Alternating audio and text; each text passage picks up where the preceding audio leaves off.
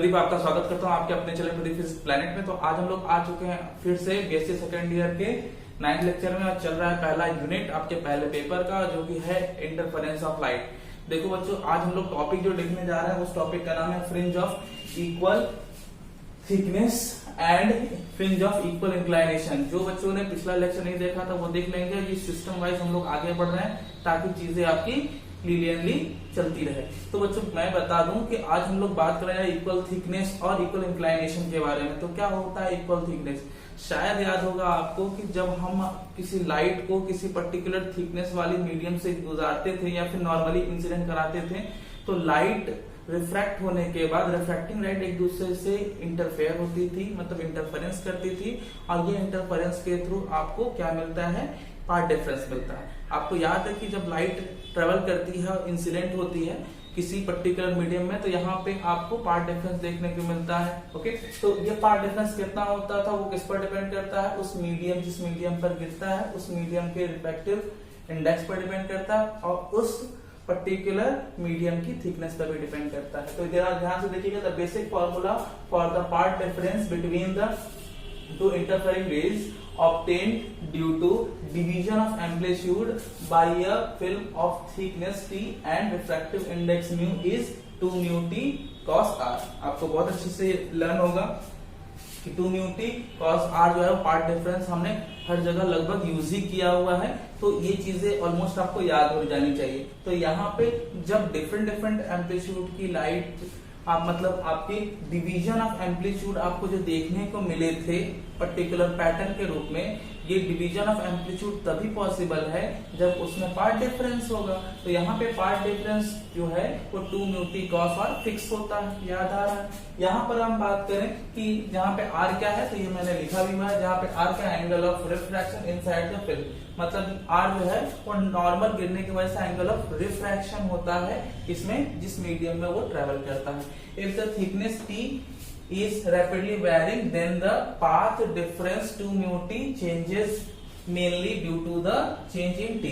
बात समझ आ रही है? अगर t की वैल्यू चेंज होगी तो ये पूरी की पूरी वैल्यू चेंज होगी, होनी भी चाहिए, क्योंकि थिकनेस चेंज होगी तो लाइट के इंटरफेरिंग पार्ट डिफरेंस भी बदलेंगे। तो यहाँ पे पार्ट डिफरेंस बदलेगा, ये चीजें भी वेरी करेंगी, रैपिडली चेंज होने वाला है। तो फिर जैसा कि आपने जाना कि जैसे जैसे आपका पार्ट डिफरेंस चेंज होता है तो आपके जो फ्रिंज मिलती है, जो कि ब्राइट और डार्क मतलब मैक्सिमा और मिनिमा के फॉर्म में मिल रही थी, उसकी विड्थ भी चेंज होती है, मतलब उसकी थिकनेस भी चेंज होती है।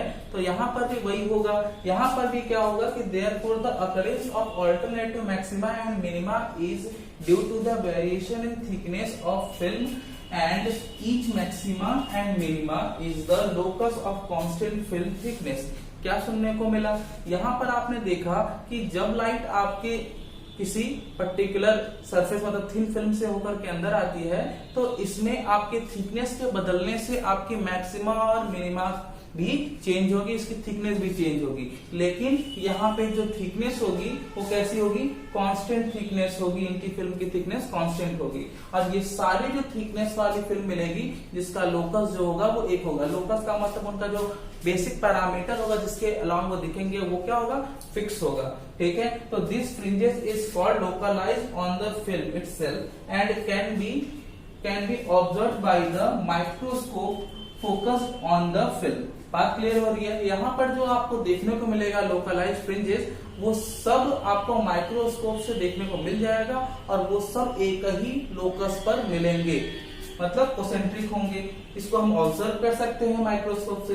The example of this class of rings is Newton's ring. तो इस तरीके से जो पर्टिकुलर पॉइंट के अलॉन्ग देखने को मिलते हैं ये सब होंगे एक्चुअली कोसेंट्रिक। और इस तरीके के कोसेंट्रिक रिंग्स जिसमें मैक्सिमा और मिनिमा के पैटर्न्स देखने को मिलते हैं, इसे हम कहते हैं न्यूटन्स रिंग। तो यहाँ पे आप क्या ऑब्जर्व करोगे?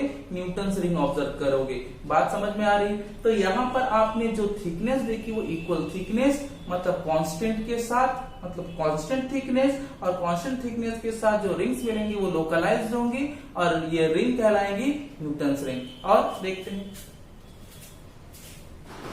तो नेक्स्ट हम लोग इसी में, जैसे अभी हमने देखा कि अगर हमारा जो थिकनेस है वो कांस्टेंट हो, तो थिकनेस के कांस्टेंट होने पर जो हमें रिंग्स मिली थी वो लोकलाइज होने की वजह से न्यूटन रिंग्स कहलाई, और उसे हम न्यूटन रिंग्स में देखा था कि सारी जो थिकनेस है वो इक्वल थिकनेस की देखने को मिली थी।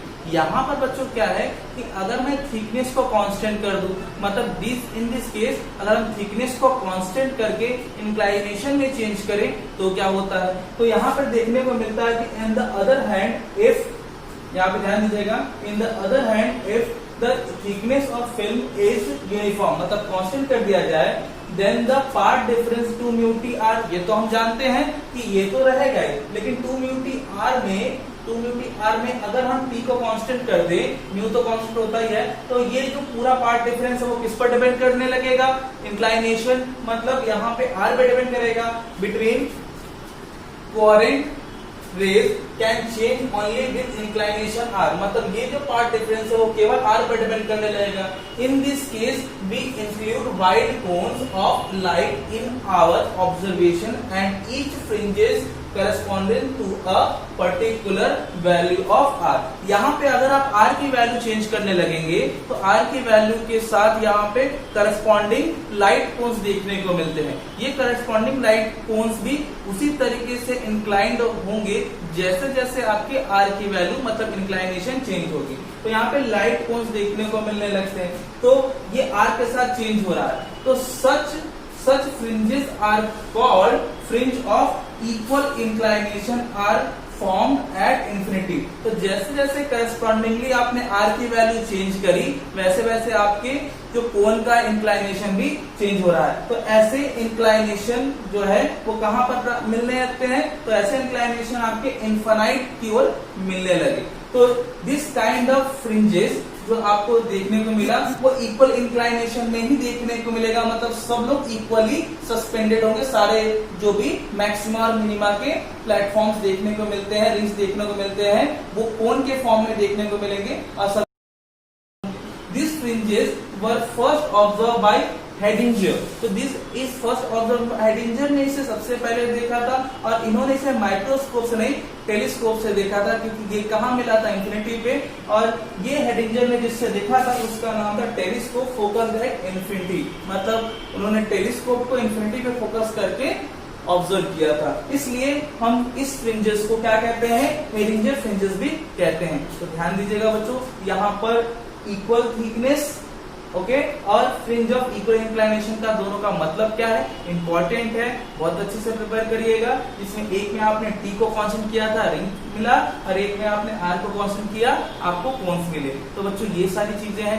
अब यहाँ पर हम पूरी तरीके से बहुत लंबे लेक्चर्स नहीं ले पा रहे हैं, उसका प्रॉब्लम हमारे साथ यह है कि हमारे पास कुछ ऐसे सिचुएशन से बहुत सारे क्लासेस होते हैं, इसलिए हम धीरे धीरे लेक्चर्स को अपलोड करते रहेंगे, डोंट वरी। और अपना मेहनत बरकरार रखिए, कोई भी समस्या हो आप मुझे व्हाट्सएप पर मैसेज कर सकते हैं, टेलीग्राम चैनल को ज्वाइन कर सकते हैं। इसके लिए अपना आगे के लिए ख्याल रखिए अपना।